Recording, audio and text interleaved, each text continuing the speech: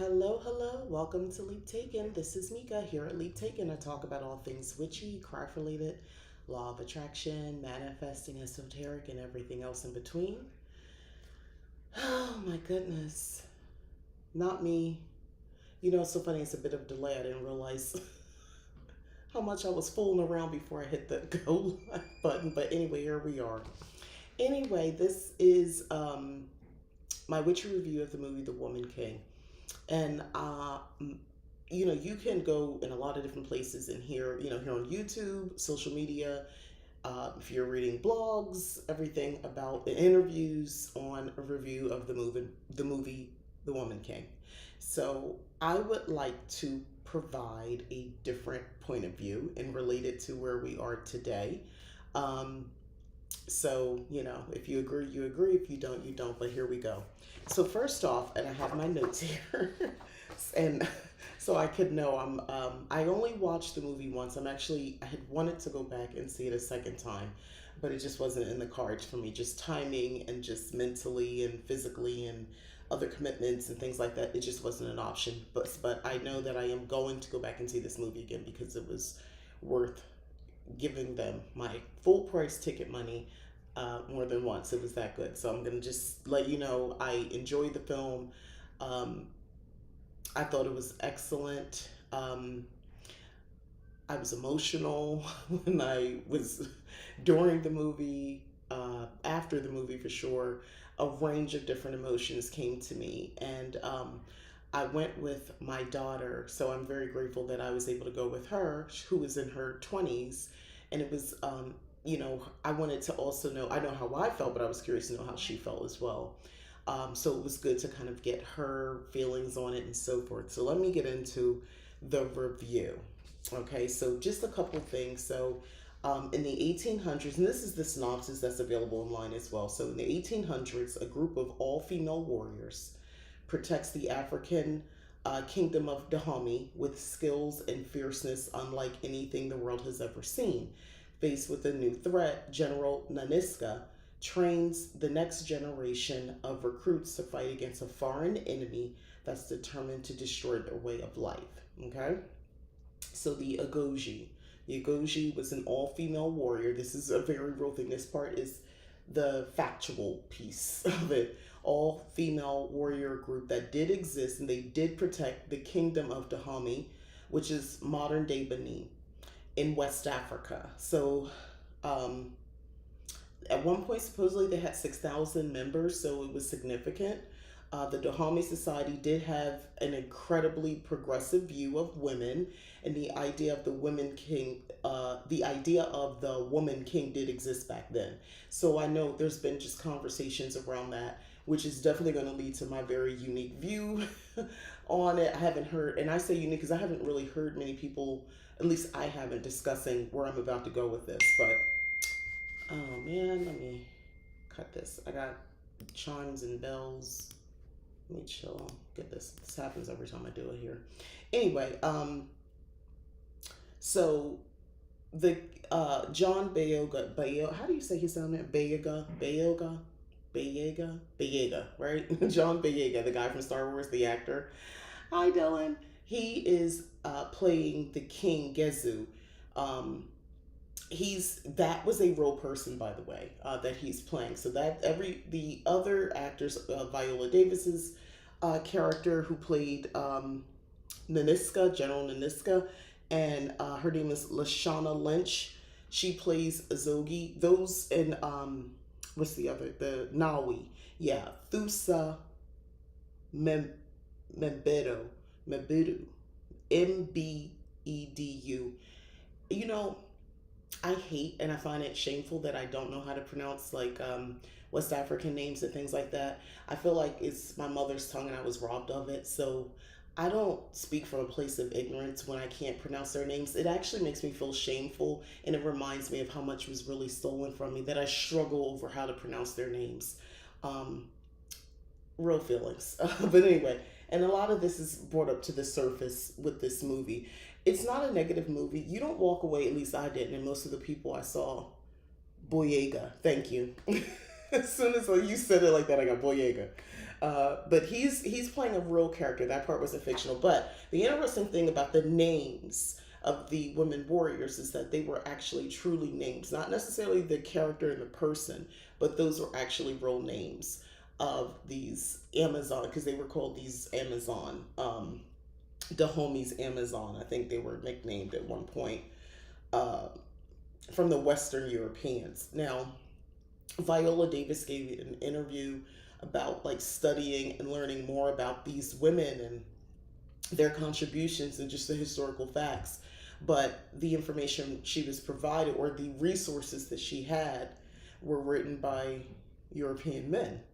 And they, according to her, I watched the interview, just a bit of that, where she says, they said they were mannish and ugly and all these other words, very derogatory. Um, so she said she had to sift through that to get to the meat of, well, what, as much as she could get from historical facts about these women in this society, the Dahomey Society, and so forth. And that's saying a lot, because even now, in 2022, it's interesting that um, women, specifically melanated women, and the more melanin, the more masculine you somehow are likened to, which irritates me to no end. But again, I'll get back to that. So, um, the interesting thing, probably rewrote their story. Yeah, yeah. The thing about I found interesting about the Agoji is that they trained even in times of peace, and they wore uniforms to set themselves apart. That's a true fact about the Agoji. These are the women warriors, by the way, the real women. They were called the Agoji. Um, I'm going to use this term loosely. From what I've researched and read, that the Agoji lived a somewhat privileged lifestyle. They lived on the king's grounds. They had access to alcohol. And tobacco, and some supposedly even had servants of their own, so that's interesting as well. Um, there was a part in the movie, and there probably are going to be spoilers in this. I'm going to tell you that right now because I don't know how to edit this out. So I don't know how I edited it out, meaning myself. I don't know how to edit myself, so we're just going to talk. Um, in the movie, the part of in the toward the beginning, when Naui, she's the young woman who's, I'll get into that, is going to become a warrior, part of the Agoji. She's told that she cannot, part of the deal is that you cannot marry, you cannot have a relationship with, anybody else. You definitely can't have no children. And supposedly the real Agoji warriors were very strict to their creed. Um, and it is documented, though, that they may have had relationships with each others. Now, it's interesting because male soldiers did have families, did have children. In the movie, Naui, the young woman, is questioning, why is that, when the male, soldiers can have a life outside of this?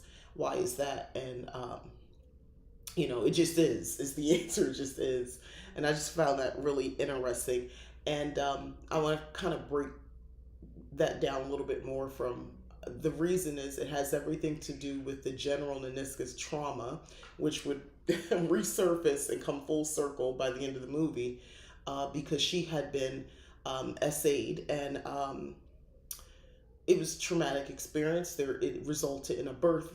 She did, you couldn't have babies and fight, so she had to get rid of the baby, so to speak. But the baby lived. Spoiler: the baby did live. But anyway, um, it was interesting when I think about that, because conversations, just to liken it to where we are now in women, this concept of having it all. There are still, you know, talks between stay at home, not talks, I would say kind of arguments online between stay at home moms and working moms, the women who are in the military, women who are actively in a position to be warriors, and having children. And there's like a lot of, I know there's people who feel like, oh, well, they shouldn't do that if they're in these dangerous positions, or if they're working, they don't have time for their kids and so forth and all that. And I just think it's interesting. You can take these different themes and realize we're still here. It's still happening. They they just said, look, you just can't have none of it. So don't even try to have a relationship with nobody. It is what it is. Now, the people who made up a lot of the Agoji were going to be people who were um, kidnapped. They show that in the movie from other tribes. Were being sold and then rescued by them. Um, they weren't real history. The Agoji weren't all. I mean, they were warrior. They were warriors. They weren't saints. I'll just say that. So they pillaged as well. So that happened also. The Dahomey was part of the slave trade, so they explore that in the movie.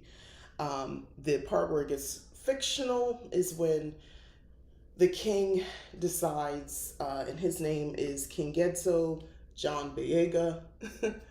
Boyega, yeah, Boyega plays that King Getzo, and he basically seems to, he sees the light at the end of the movie and decides he's not going to be participating in human trafficking anymore.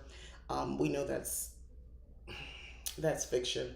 A general, we don't know this, no one knows for sure, but it's not likely a general would have informed the king and, you know, and tried to influence him to stop, you know, participating in human trafficking. But anyway, that's the movie though, and I like that part. I like how it did. It felt empowering when it was done. So we're gonna just leave that part there because I didn't want to just get too much into the whole. Oh, so your own people sold you into slavery. Slavery existed, and someone actually I was watching a video. I think it was on. I don't think it was YouTube. I'm pretty sure it was TikTok.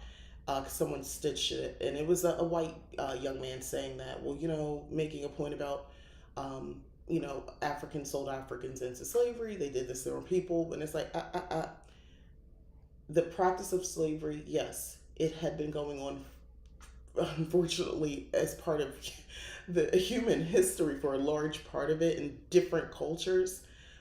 The major difference is chattel slavery. So if we're going to have that conversation, let's make some distinctions. Chattel slavery, that concept was a very evil thought process that came with the very greedy Dutch, the Brazilians, the Americans, basically most of the world who were participating in it, yeah, who got real rich off it. That's why, it's interesting because if you bring up the conversation, which it is being brought up about reparations and things like that, and you're having this conversation and it's inevitable someone comes over and says, well, I didn't do this. I didn't participate in it.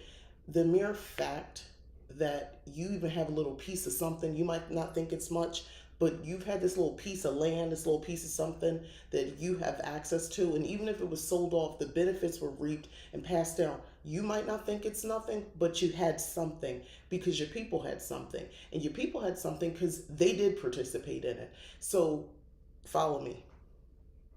I'm still out here trying to get the little piece of something, and I'm going through hoops to get the little piece of something because of this, and this. So, and honestly, the voice, speaking and existing, and I have to constantly keep proving that I deserve to be at the table, not because I got some affirmative action. Do you realize how many people actually think if you are working in a corporate environment specifically that you must have gotten some sort of handout, you would affirmative action hire? Like, it's hard to fathom. And these are not, please stop thinking these are the evil, sinister KKK member who's in disguise. No, it's your cousin, it's your mom, it's your sister, it's your girlfriend, it's your husband. It might even be you who thinks like this. And the idea that you can't fathom someone is just there because they deserve to be. They study, they have the skill, the experience, and that's why they're there. It's just beyond me. To me, it's just like willful ignorance, and it's rooted in evil. And those are the generational curses that need to be broken, as opposed to this whole thing I hear a lot of black people talk about, generational curse. Yeah, we could work on that, but we should really be advocating for that to be happening. Break those curses. Stop being willfully ignorant and acting like you don't know what's going on. End rant. So back to the movie. The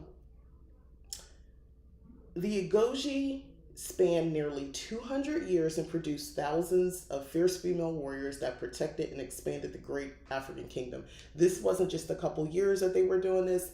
This went on for some time. That part really stood out to me, and I was doing a little bit more research. And The other thing was, oh, and the time frame. I kind of wanted to point about that too, because I was thinking they said it, but I forgot. I only saw the movie once, and it didn't have subtitles, and I realized I need subtitles to hear. Yes, I know. I heard everything they're saying. I heard the words. I have no problem with my hearing.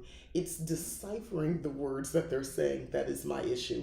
So I look forward to being able to stream this at home so I could really kind of sink my teeth into a little bit more. But anyway, in the meantime, I was able to enjoy as much as I could enjoy, and I kept asking my daughter, "What they say? What they say? What he say?" You know, being that annoying mom. She's fine. She's fine. She don't care.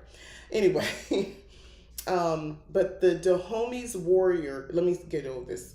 So King Getsu formally assembled Dahome's warriors during his reign from 1818 to 1858. So that's that part. That's a and manpower was getting more scarce due to the European slave trade, by the way. So that's why that was happening. Um, uh, I already skipped ahead about the, and I made a note here about the end of the movie about how Naniscus or General Naniscus urging, convinced the king to change his mind about his involvement in the slave trade, which to me, from a fictional point of view, was powerful. Realistically, it makes you think more. I know I did when I walked out. And then I just kind of had some quotes before I kind of get into my point of view a little bit more. I wanted to give a little couple facts first. Forgive the tangent earlier. But Gina Prince Bythewood, she's the director of the movie. To Hollywood Reporter said, quote, "We're going to tell the truth. We're not going to shy away from anything, but also we're telling a part of the story which is about overcoming and fighting for what's right." So stay with that. I get that about needing things to be deciphered sometimes, right? Yeah, with the captions. Oh my God, I need those. And another quote, we didn't want to show them as just one thing, badass women who killed. This is still the director. They also laughed and loved and cried. We wanted to show their full humanity, not just the cool part that will look good in a trailer. I got that from watching the movie. So I feel like we're currently in a time where femininity is being questioned and examined and being lied about. What is considered feminine, resting in your softness. Oh, these black women are not feminine enough. Or, honestly, the conversation is beyond just that. We know that. You can just go into social media and you see the coaches on there talking about, oh, I can help you become more feminine and da da da da, and just the word feminine, the feminine and divine. I've used these terms to myself. I've had a video talking about the soft life and kind of my thoughts on that a little bit. But anyway, the whole these words, I think people are using words they don't fully comprehend. I think when it comes to the feminine divine, excuse me, I'm getting a little ahead of myself here. A lot of people don't fully comprehend or understand or even really know what that encompasses. We have people who are influenced by 1950s ads. Ads, Mad Men, those dudes, like those ads, and they are basing this fantasy because it wasn't real then. You can talk to women who were in the 50s. They're still alive. They're alive. Um, they are alive. So I my grandmother was one of them. I've had conversations with her. She did not do things very traditional because she had children and she wasn't actually married. She was asked to be married, but she chose not to because she had her reasons. And knowing what I know, she had her reasons. But anyway, not and depending on where you lined up with your economic status, and if you were black, most likely, but they were working too. They weren't all at home. Some, yes, but not all. The women that I know who were existing during that time, and when I ask questions, they were trying to get in. They were going to school to be nurses. They were doing other things, if not in a clerical thing, that like teachers, like because that's where you went, during those times as a woman. But they were doing that type of work. They were working basically. I really had to think about it. I don't know a lot of in from my relatives who were in the 50s who just bask in this domestic bliss of being a housewife, and the way that it's been presented today, which is a farce because it's all based on ads. People, and some picked out biblical passages that people have likened to that proves that's the way it should be when it was not, and it will never be the way that it's being, people are being lied to about. We'll just say that. But the movie brings up something that's always nagged at me for years since I was a little girl. This concept that this is feminine, this is masculine. When I walked out and I felt empowered because of their brute strength, empowered because the actresses knowing what went into doing what they're doing. These were not all young women. Viola Davis she's not a young woman. By, I mean, I don't think she's old, but she's a couple years older than me. We in the same range, not that far off. But I know, because of that, I know what it takes to have to get, that physically fit to even perform those scenes. But just thinking about the strength of these women and thinking from history, like, man, they were strong, they were kicking butt. Like, that was empowering to me. Their prowess, being able to be strategic and planning. I mean, they're in war, they're fighting. So there's strategy involved, and they're coming up with ways to come in and know who the people is scouting and all that sort of stuff. That's thinking on a different level, and we don't usually get that. If we do, usually from superhero women, there's just still men involved. Even when I watched Wonder Woman, the movies that came out with Gal Gadot, which I loved. But even with those, especially that last one, I'm like, come on, why did that guy have so much of influence in this movie? Like, she's Wonder Woman. But anyway, in this case, there was still the king, but you saw that the general during the movie defied him. It brings up the concept of feminine energy and masculine energy, and this idea of the way, because of modern society and how just things were operating, it's due to capitalism that relationships aren't working out as much.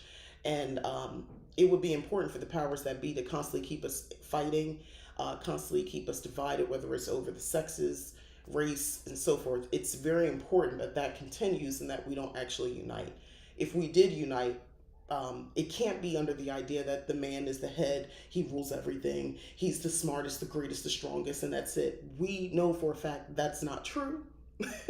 That's not true. That's not a thing. We can try to make it a thing, but it's not a thing. I've seen some women who are much larger than the men that they actually marry, and you trying to tell me if something pop off, you really want her. You don't want him. You want her. We're like, come on, let's just be real. Let's look at what the situation is. But more, let me get back to it. I think we need to let up on the idea of the concept of feminine being. Okay, there's nothing wrong with being soft. There's nothing wrong with expressing your softness. I do that myself. But I don't think that's something for only women. I don't think that is something that has to be the only way women are presenting themselves to the world, as soft, meek, small. One of the things I noticed, and because my daughter pointed this out to me, forget my nails, they a little messed up. My daughter pointed it out to me when she was in middle school. She said, "Mommy, why is it?" And my daughter is not. She's always been just a little bit taller and a little thicker. She's not. She's just thick. That's what we call a little thicker. She was never a skinny girl. Is my point. And she pointed out, why is it? All these girls, they all, like, their shoulders are so narrow, and she was like, and they're like, she noticed this thing that all the girls, the little white girls, because she's like one of very small number of black kids at the school she went to, and she said they were always kind of hunched over, and she was like, why? It was something, she was observant, and it wasn't from a place of like, oh, they're like talking bad. It was more like, why are they like that? And I do believe, because I lived, I'm a woman of a certain age, and I have had experiences living as long as I've lived. And let me tell you something. This concept of shrinking yourself, making yourself smaller, I think that's why we have this thing of diet culture and all that. Where is that really coming from? Who's making those decisions? It's men. It's men influencing women to do so, and they get in their head, and it's internalized misogyny and all that sort of stuff. But this concept of making yourself smaller, it even goes into the young girls of look at me, and people say, oh no, that's just teenagers. The boys do it too. No, it's different with the girls. I was in that world. I was once she said it, it never went away. I've been paying attention to it ever since, and I'm like, there's something there about that. Even to me, the blonde thing that I witnessed going on, again, to me, it's going into the whole misogyny thing, the whole um, sexism thing. Because I've okay, what is the deal with all white? So many white women dying at her blonde. It is crazy. If you don't believe me, just watch TV. Just watch like when a show first starts. If she's a brunette, eventually it's highlights, and I don't care who she is. Even so Sofia Vergara's on Modern Family, when she first started, she had her very dark hair to look, I guess, more ethnic, which she did. She was beautiful, I thought. She was at her most beautiful then. And then as the series went on, she started lightening it a little bit. Now the actress herself is getting closer to blonde. And I'm like, what is this obsession y'all have? Like, I don't want to hear anything about weaves, and wigs. Yo, there is a crisis of situation.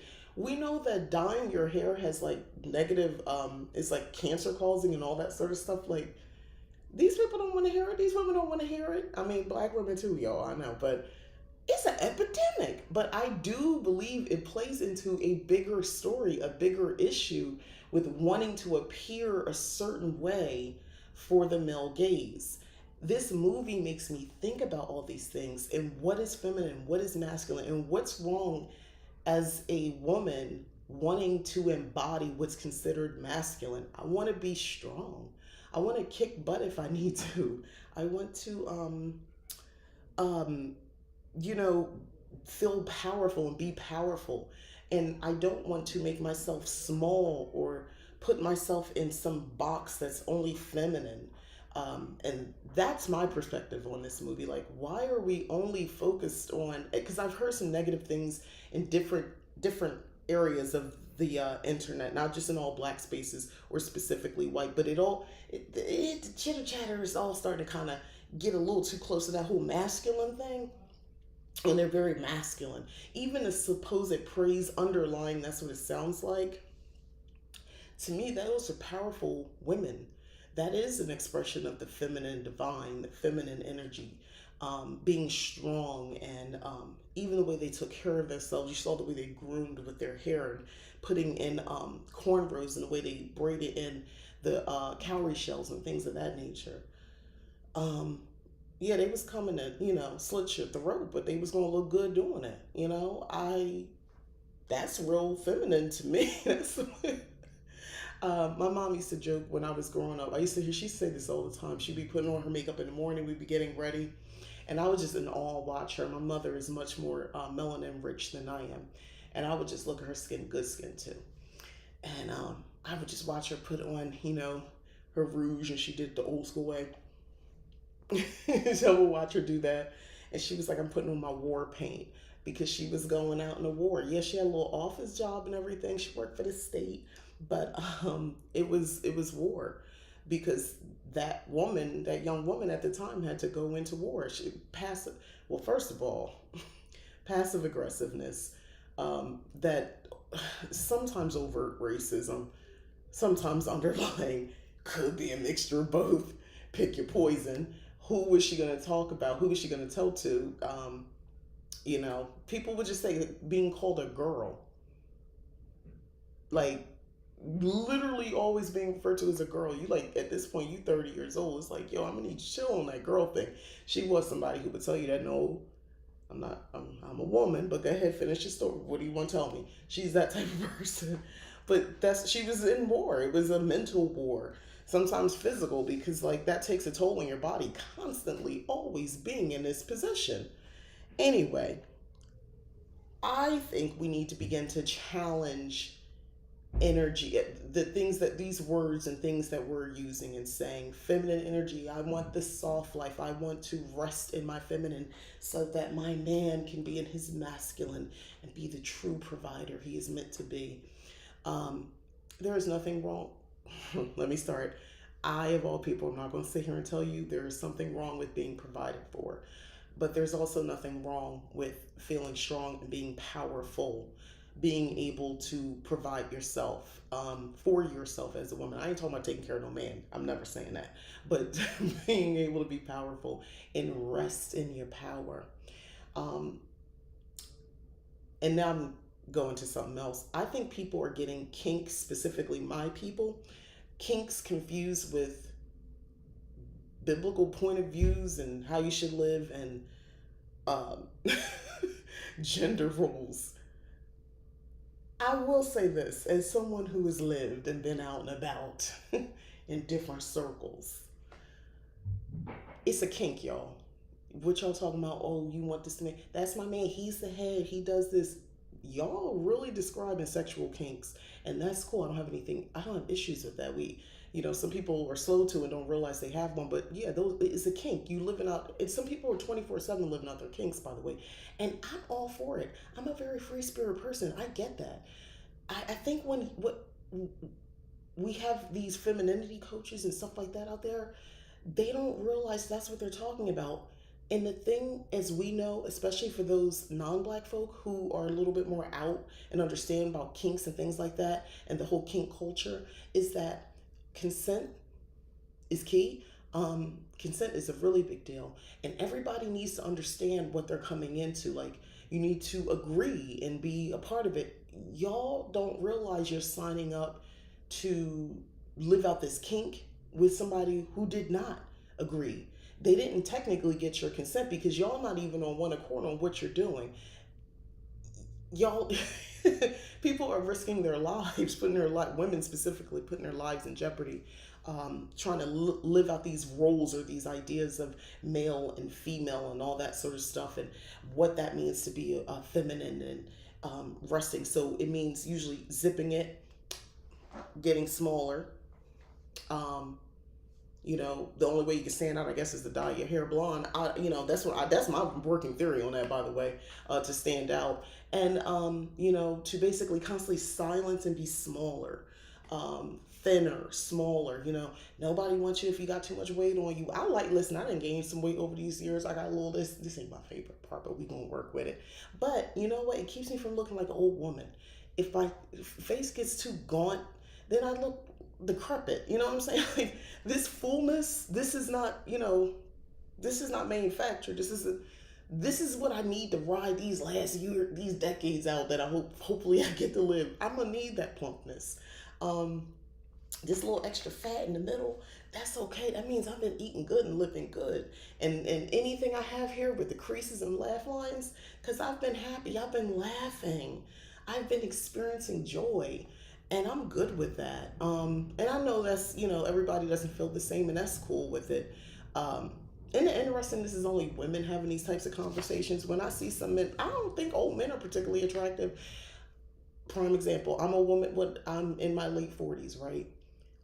I don't understand how people my age see these men who are like in their 50s and say, "Oh, he's a good-looking guy." I'm like, I don't think he's good looking. He look old. He look like my father. He looks old. Now I know I'm in that same age range, but I never got the memo mentally that I'm supposed to be attracted to them. They still look like old men to me. Dirty old men. It's like, don't talk to me. I'm like almost a teenager. Please, sir. Let me call my mom. That's me. I'm still reconciling that, so we're gonna just move on from that. But anyway, this movie has me in my bag of thoughts of all this sort of stuff, and just like gender roles and conformity and sexism, and you would think I would be more about racism and the slave trade. I mean, yes, but that is fortunately, unfortunately, something I've always had to look into as someone who just wanted to understand about myself. I for my home When I homeschooled my kids, we talked about pre-colonial Africa, so that they could understand your history doesn't start with slavery. Your people, they're it goes way, way, way, way back. You know, the beginning of civilization way back, and we can get into that. My children were taught, and this was on a high school level, by the way, understanding, because there's at least I growing up, I always thought that the Arabs and the we'll just say black people, the diaspora, right? We all got along, right? The whole Muslim thing, because I grew up in like, Jersey, New York, Philadelphia, like these places. I just assumed that was a thing, right? Isn't that getting back to the motherland? We're all on one accord, and without understanding, because it was never taught to me in school or any place. And when I looked up these facts for history to teach my children to understand, way, way, way before the Dutch, the Europeans, and so forth came into Africa, they had to contend with the Arabs, who they were constantly fighting, who were hell bent on genocide. Um, Knowing the history of that definitely influenced me, my understanding, and my thoughts on, honestly, even the idea of seeing black people being Muslim. Um, I mean, for myself, I no. I feel like it's no, no, they were pushing these people. They basically, imagine this. So these people would set up, get comfortable, start thriving. Here they come ready to fight again and destroy and say, nope, kill some, kill some. The surviving people say, okay, we'll go further into the interior. So they go for it. The land is getting more inhabitable. It's not good. It's not the ideal locations, but they're being driven there for the safety of their people. And again, they pick up, and here the Arabs, they come again, warring, fighting. Okay, they wanted them gone. Yes, and they also participate in slavery as well. That's a whole other thing. But anyway, this movie has definitely brought up the idea of what is feminine to me, just on the basis of that. What do I think is feminine? Um, what is masculine? Why is being powerful, whether it's through physical strength, or for my case, spiritual power? Um, why why can't I have that and still be considered feminine? Um, I've had some wonderful things happen to me because of witchcraft, because of magic, because of spell work, like really positive things, and people that I'm close to, who I've participated in ritual and work with, and they are thriving because of the magic that we've collectively done. And I feel powerful. I have been doing more physical work with myself, trying to, one, keep my heart rate up health wise. I mean, if I lose a little bit of this, we ain't mad about it, but a little bit of this, I'm not mad. I still eat good, but it's okay if it don't get too much bigger than where we at right now. I'm okay with that too. Balance.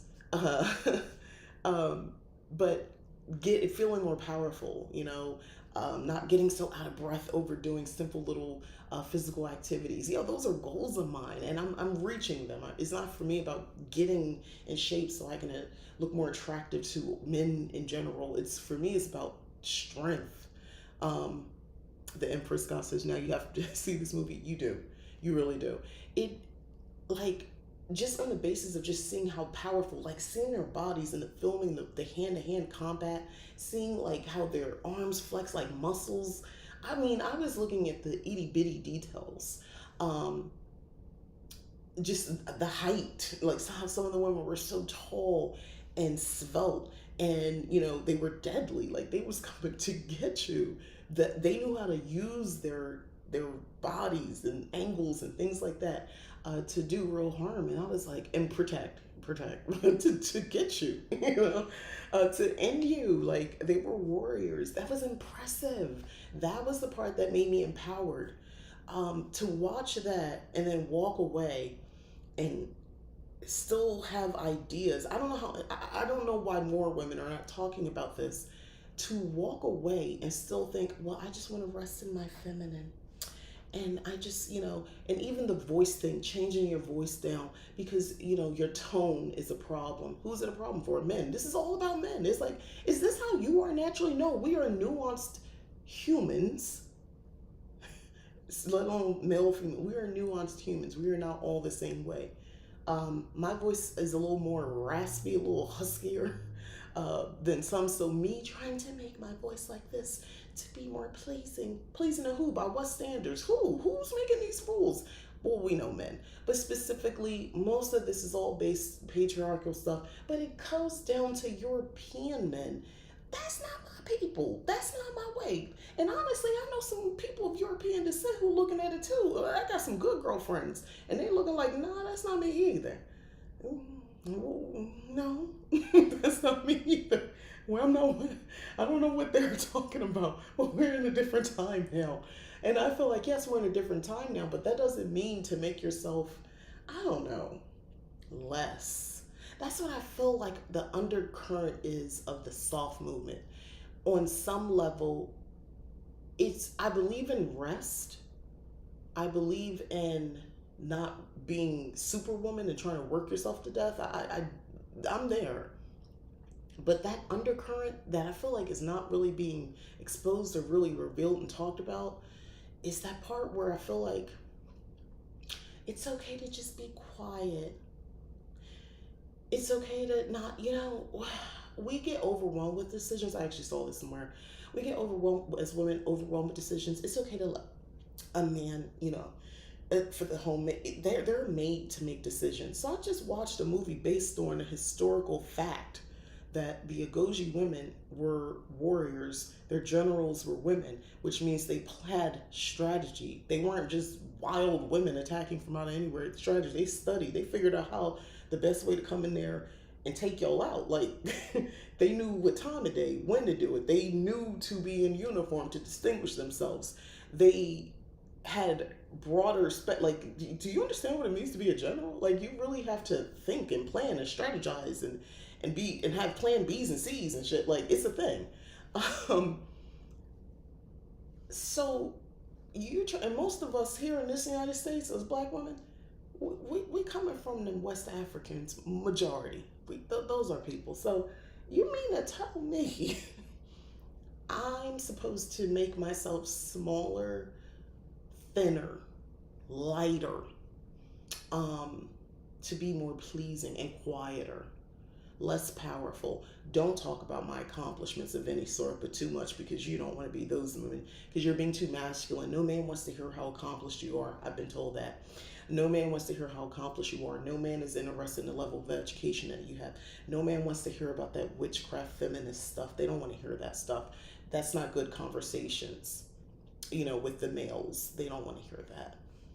It's considered masculine. So y'all know, as Dylan pointed out, yin yang, you're not. It's okay to have it all. Someone I follow, she was I don't remember her name, but she was like a host on an HGTV show, and I think she's mixed. I know she has black in her though, and she was saying something not too long ago. She made an Instagram post where she was saying, I've been being a boss in all these capacities, and she's married. She said when I came to my husband, he was like, yeah, you're coming off very, masculine, like even to me. And she said she had to remember to soften herself, for her husband and do this for her husband. And I'm like, so what? Y'all don't think that's weird? It took me this long to figure that out. I want to get. Oh, I didn't see what she said. I follow a few female gym sharks only pans creators, and some are inspiration for me. I want to be muscular, but not body muscular. Got you. Yeah. To be in shape. Yeah. I got the treadmill. That's step one. But I do have some strength training things. I did start them. I wasn't ready. And I kind of got a little hurt. So what I did, I got a little hurt. So I'm gonna go ahead and work on that treadmill a little bit more, and we're gonna build up because that's how that's how warriors train. You start and then you add more to it. So I had to, kind of remember we started at a different point. I'm way up there with Viola Davis when she said on her interview that she's like 50, and she was saying that on a treadmill she had to on a 10 for like I think like an hour or so. She was like the level 10 on a treadmill. I feel good when I can get past 3.5 at this point. 10, ma'am? Man, on my heyday, I think I got up to 5, gasping for a period of time. Then I had to bring it back down real quick. But like I stay in the fours and I feel like I'm really doing something. But a 10, ooh, she had that. That to me has nothing to do with being masculine. We have these bodies, human bodies that can transform. And I mean, we know we can get really big. We can get really small. We can also get very muscular. Our bodies can change it. They can do all these awesome things, whether you're a man or you're a woman. um, I don't know. My takeaway from that, I had a lot of takeaways, but the one I wanted to focus on and the one I wanted to speak about here was challenge your ideas on what is feminine. Challenge your ideas, no matter what your gender is. Challenge your ideas on what's masculine, and maybe we can work on having a better balance and stop letting propaganda, outdated advertisements from the frickin' 50s and 60s influence us and try to and base decisions off of something that never existed. We can still talk again to the people who were around in the 50s and the 60s.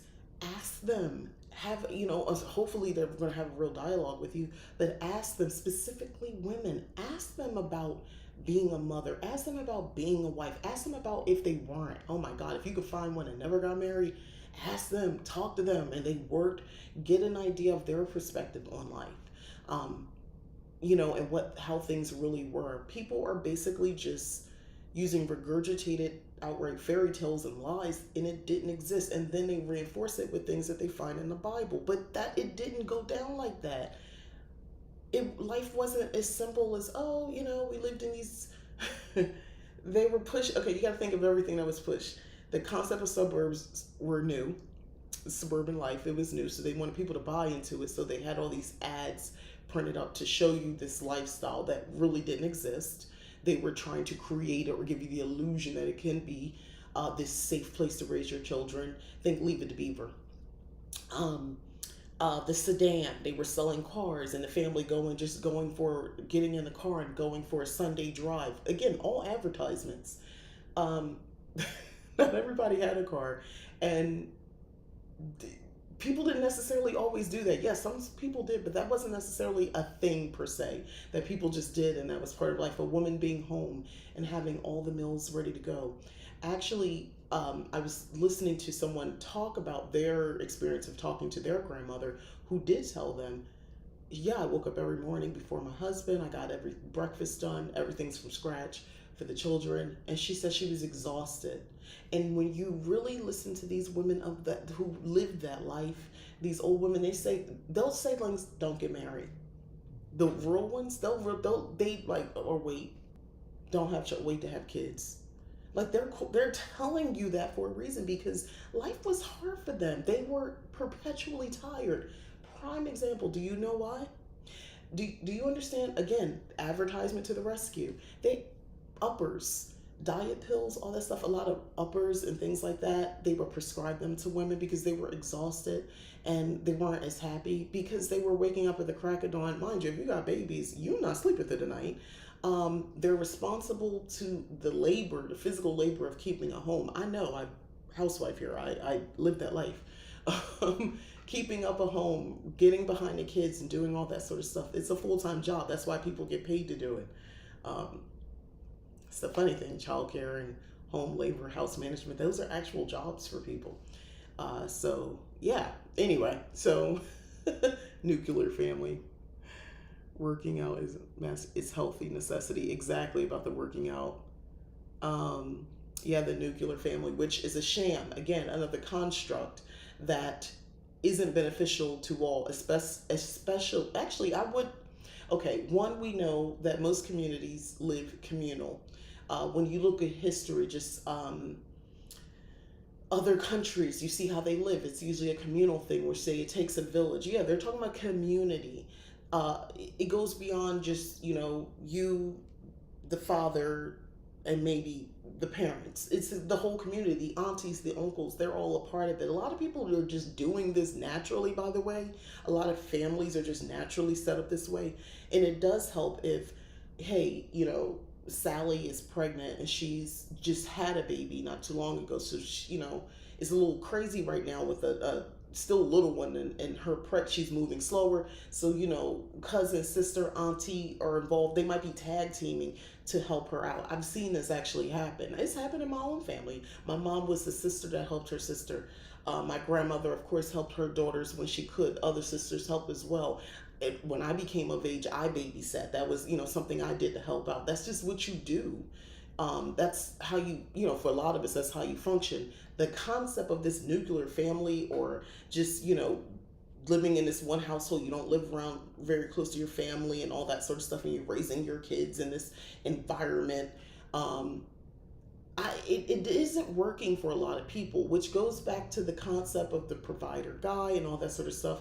We know the median salary specifically for Black American men in this country is around 40. I think it's like $42,000 or $45,000 a year. That is, I'm speaking statistics, recent statistics. So the idea that we have these women who like the idea, I mean, you're gonna have to redefine provider, because he can contribute, but he's not going to be able to take over the whole thing, most likely. Um, that doesn't have to always be the case, but that's just realistic of where we are, um, and where it is. But instead of, all right, there's a nuanced conversation to that, but I will say this: start looking out toward capitalism. Start looking out toward government. Start looking at your laws, supposedly, the powers that be. Let's all start digging a little bit and find out who's the head of all these companies and conglomerates, real estate, whole industries. Who's sitting at the top? Who, that 1%? That's what we need to do. They don't want us to do that. We're not allowed if we start banding together and thinking like that, they're afraid of an uprising, instead of, we're we're all in this together. We're all being worked to death, so to speak, together. I don't know, but this is where this movie has got me. It's got me way out there thinking about all these concepts, because one thing leads to another. When you start thinking about masculine, you start thinking about feminine. You can't help but think about the current state of things and what's being presented as feminine. I'm a woman, so I'm gonna, look into that. What's being put in my face every day that I wake up, through advertisement, through social media, which is advertisement, even through my own people I'm in contact with. Think about it. You're with your friend and you try on something. You say, "Hey, how do I look?" And let's say you have broader shoulders, and your friend says something like, or your mother or your sisters, they say, "Oh, I don't think that's for you. It makes your shoulders look broad." Well, they are broad.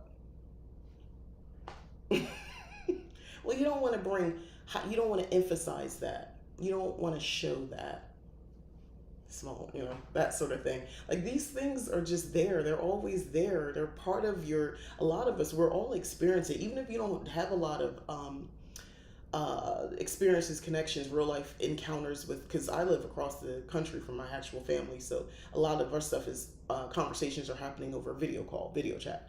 But I pick up on things, so you can and even there's just so much of it there, and it's not meant to be harmful sometimes, the way we talk to each other or other things that we say, but it's reinforcing an agenda. And this movie just made me really think more about the idea of, like, mild and meek, and how religion is yet another tool to reinforce that even further, and being seen but not heard. So, I mean, just look at what Instagram used to be. Right now, Instagram is the wannabe TikTok. But once upon a time, that's why, people like the Kardashians and the other little girl, the Jenner girl, Kylie, it was able to do so well. Also, with just crazy Photoshop pictures being seen and presenting themselves the way they want to be, perceived. And that's all part of it when you really think about it. Like, this is a really deep, I'm like all over the place with it because I'm trying to condense it Also, I'm only going to be on here for another 5 more minutes, but I'm trying to condense this all. But I implore you, go see the movie. It should spark a conversation, even if it's within yourself and with you and your higher self, on just challenging what you think are social norms. Um, what's really true? What's your truth? What do you believe? What do you see? Are you willing to question anything? Um, I know I am, and that's been my that's what I walked away from this movie with: energy, masculine, feminine energy, embodying them. What does that look like? How does that present itself? For myself, I'm asking myself these questions. How does that present? How do you present that to yourself? Um, who are you doing this for? Why? Why is it so important to have the male gaze? Why is that so validating? Or why isn't it? And explore that and ask myself those sort of questions. So that's where this movie has taken me. I'm gonna look over some of these comments. I want to get into stoicism. It sounds great. Dylan says, I wish we could get an exercise bike, but we don't have room for one. I didn't really have room for my treadmill. It folds down. I don't care. It's part of the living room now. I basically essentially blocked off a space of being able to walk one side of around the dining table. I don't care. I still want it. It's part of my health. I want a nuclear family 2.0, a husband, gay, a girl and a boy, and a couple of dogs, our own property and home. Nothing wrong with that. I say etc. because there's nuance in modernity. Okay. Yeah. There's nothing wrong. First of all, there's nothing wrong wanting to build your family, but um, sometimes we can't be with our blood family and connect, but you can still build a community. I was someone who was fortunate enough to be able to do that. My last trip, when my trip to Florida, reminded me that I had community, and that was a wonderful experience. Like to be in a place where, like, if your kid's outside playing, the mom will, and he fell, like a little kid, will pick him up and try to like make him better, like fix his bruises, come in and tell you, and then it's cool, and it's not like some surface stuff. Like she genuinely like was looking out for him, like it was her kid. And the other kids like, oh no, he hurt himself, let's help him.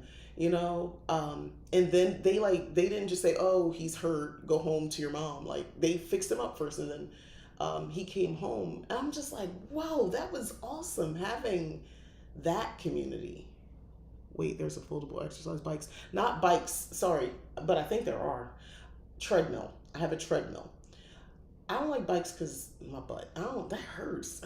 The butt bone, like getting on there for too long, it hurts my butt. So I don't like it. Maybe I need more cushion, or maybe I don't know. Look, it hurts. I prefer the treadmill, and I have the kind that with the handles. When I looked in treadmills, there's the fold out kind, but you just walk on it. Y'all, I would have been come on here with bruises all over myself because I know I would have just like kindly fell over. Because I get a little wobbly sometimes on the treadmill, so I hold on to the handles. The moment I start feeling it a little bit and I'm moving, I let go of those handles, I'm going, I don't know, there's like a little skip or something in my foot, it gets caught, and I'm like, oh shoot, I gotta hold back on the handles. So, yeah, it's a foldable treadmill. I actually ordered it off of Amazon. Fun fact, Amazon will not only let you break up payments, but they don't charge you interest as well. That's a fun thing I discovered when I ordered that larger purchase. I spent several $100s on mine, and I didn't want to I didn't want to pay all the money at once. So I also didn't want to put it on my credit card because I knew I was taking a trip. So voila, Amazon gave me an option to do installment payments, but it wasn't credit and it wasn't any interest. They just break up the payments and they automatically draft it using my card. So I like that. So yeah, I don't know if anybody knew that, but it was kind of new to me at the time, finding that out, that you can do that with Amazon. And they don't do it on everything, but I noticed on some of the larger purchases like electronics and things like that, they will let you do that. So I guess they figure I buy so much from them. They might as well go ahead and let me have that option. Let me see. There's a new Family Guy episode where Peter uses his wife Peloton. He kept hitting his balls on the thing. I don't know how people are not getting hurt. You have to think about the logistics of on an exercise bike. when I was going to the gym and I would see people and I would try to get off, I would get off. I was like, oh my god, my butt bone hurt. All of it, it just hurts. So no, it wasn't my favorite thing. I can imagine the balls things it would hurt. He screams so loud the dogs can hear it. Yeah, I'm just saying it might not be the most practical thing. I don't know. I actually have an actual bike, and I want to get a different one with a bigger seat cushion for the handle. And I don't have no big old butternut like that where it's an issue. But this should tell you if you don't, you're gonna struggle on those seats. Um, Even if you do, you're gonna be falling off to the side. Let me tell you, that seat my daughter got on, she was like, you know what? You're right. I believe you need to get a new seat. I was like, that's what I said. This is too much. It's too much. But anyway, I'm going to wrap up here. I feel like this whole life has just been one long tangent. I swear I had notes. But I'm going to just wrap up with this. So, obviously, Viola's character, General Naniska, excuse me, she had range. You see real character development with her character. Love that. And it's the obvious choice of being one of your favorite characters. But haha, for me, it was Lashana Lynch. She played Azogi. Oh, child, she was so fierce. Um, I loved her character. She had some character development. She was also very like light natured. I mean, she was lethal. And that's why I loved like the nuance of these characters. Like she kind of like joked around and stuff, but she's gonna slit your throat. And I love that about her. She was fierce. She's the one, if you saw the trailer, where they have like a spear right here, and she's like walking into the guy, and he's got a spear in his right here as well. And the goal is to keep walking as the spear goes deeper and deeper. And she stepped up and just kept walking, and he backed down because she just ate that pain. Yeah, her. That scene is one thing to see the trailer and that was awesome. But she is so fierce and beautiful, and I loved her character. She's one of my favorites. And obviously, Nawi. Nawi is the young, newly initiated warrior. Um, who there's some stuff I did not even talk about, so I didn't spoil the whole movie, just so you know. But Nawi character development, all of it is just like, it is awesome. It is beautiful to see. I love seeing her becoming powerful and skilled. Anyway, so those are my top favorite. And I just love looking at John Boyega. I love he's fine in that movie. He looked good, nice looking young man. But I will wrap up with that. So hopefully this movie encourages you to think and want to research or just kind of think about your own views on things. There's a larger conversation about, the slave trade and history and all of that. And I think that's worthy of a discussion as well. But I feel like that conversation is being had in a lot of different spaces. But what stood out to me was the conditioning I've had on what's considered masculine and what is considered feminine. And in today's modern, where we are today, sort of challenging what I thought it was, or how I think it appears to represent myself as feminine, and to avoid masculine. So anyway, I'll leave it there. So I would encourage you to maybe think about those themes as well, and what that means to you. Thank you, Dylan. I will have a great day. I have some fun things planned today. I can't wait to get out. I've been in the house all day, so I'm gonna go out. I'm doing a cleansing right now with this incense smoke in my room. I want to cleanse the space because I have some ritualistic work to do in a few more hours. But thank y'all for watching. Thank you for coming. I do appreciate you. And I hope everybody enjoys the rest of their day. Have a happy Saturday. Don't forget to hit that like button. It does matter. Subscribe if you haven't already, please. Share these videos if you'd like. And consider hitting that join button also for the Leap Taken membership. And I do offer services over at leaptaken.com. Check that out. I am this weekend working on some things that I've been saying I was working on, but I'm wrapping it up this weekend, so I'm really excited. But I won't talk about it anymore. All right, I'm done. Thanks for watching. Bye.